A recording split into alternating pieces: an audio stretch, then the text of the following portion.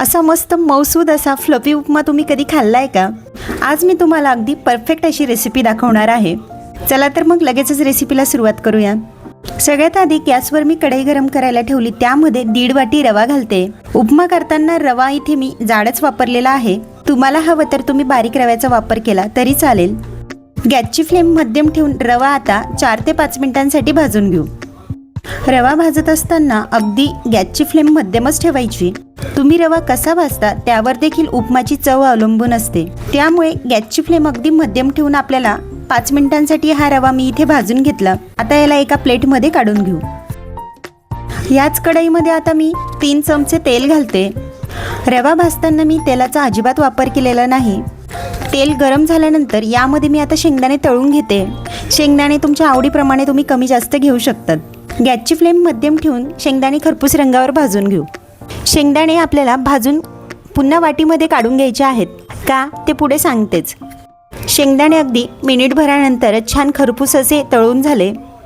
इथे शेंगदाणे वाटीमध्ये मी संपूर्ण काढून घेतले. यावर आता थोडंसं मीठ घालू.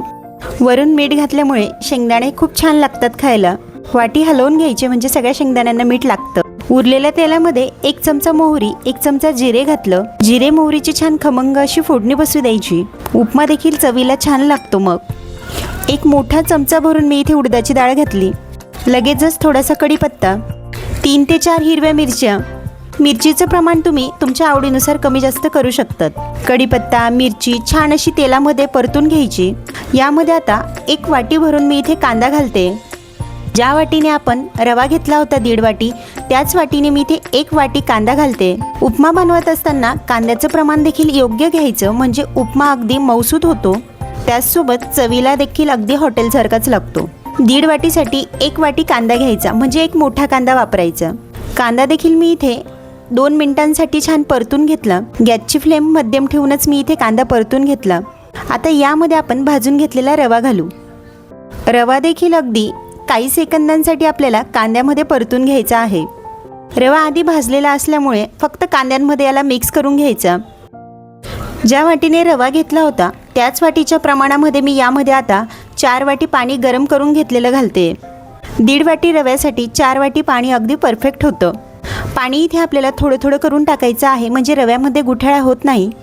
काही जण अगदी कांद्यामध्येच डायरेक्ट पाणी घालतात आणि नंतर पाण्याला उकळी आली की मग त्यामध्ये रवा घालतात. पण तसा रवा कधी कधी आल्ला लागतो. त्यामुळे या पद्धतीने उपमा तुम्ही नक्की ट्राय करा. आता मी इथे संपूर्ण पाणी ॲड केलं. पाणी घातल्यानंतर छान मिक्स करून घेतला रवा. रवा लगेचच फुलायला सुरुवात झाली. आता यावर आपण 2 ते 3 मिनिटांसाठी झाकण ठेवून वाफ काढून घेऊ. गॅसची फ्लेम अगदी लो ठेवायची आणि 2 मिनिटांसाठी याची वाफ काढून घेऊ. 2-3 मिनिटांनंतर मी उपमा चेक करते तर अगदी मऊसूद असा आपला उपमा तयार झालेला आहे. पुन्हा याला आता छान मिक्स करून घ्यायचं. यामध्ये आपण सुरुवातीला मीठ घातलेलं नव्हतं. यामध्ये आता चवीनुसार मीठ घालू. मिठासोबतच आपल्याला अर्धा लिंबूचा रस घालायचा आहे.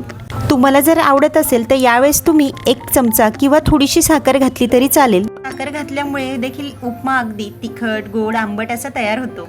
वरून थोडीशी बारीक चिरून घेतलेली कोथिंबीर घातली. हे सगळं साहित्य आता आपण छान मिक्स करून घेऊ. सकाळच्या नाश्त्यासाठी अगदी परफेक्ट असा हा उपमा आहे. घाईच्या वेळेमध्ये पोह्यांपेक्षा देखील उपमा अगदी पटकन होतो. त्यामुळे तुम्ही देखील असा उपमा नक्की ट्राय करा. पाहू शकता तुम्ही दिसायला अगदी सुंदर, त्याचसोबत मऊसूद देखील आणि मोकळा देखील आहे. सगळ्यात शेवटी आता आपल्याला यामध्ये तळून घेतलेले शेंगदाणे घालायचे आहेत. शेंगदाणे सगळ्यात शेवटी का घालायचे कारण हे जर सुरुवातीलाच आपण घातले फोडणीमध्येच तर ते मऊ पडतात.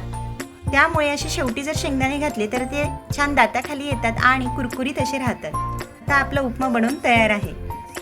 तुम्ही देखील इथे सांगितलेल्या प्रमाणामध्ये असा उपमा नक्की ट्राय करून पहा. कसा झाला ते कमेंटमध्ये मला नक्की कळवा. पुन्हा भेटूया अशाच एका छानशा रेसिपीसोबत.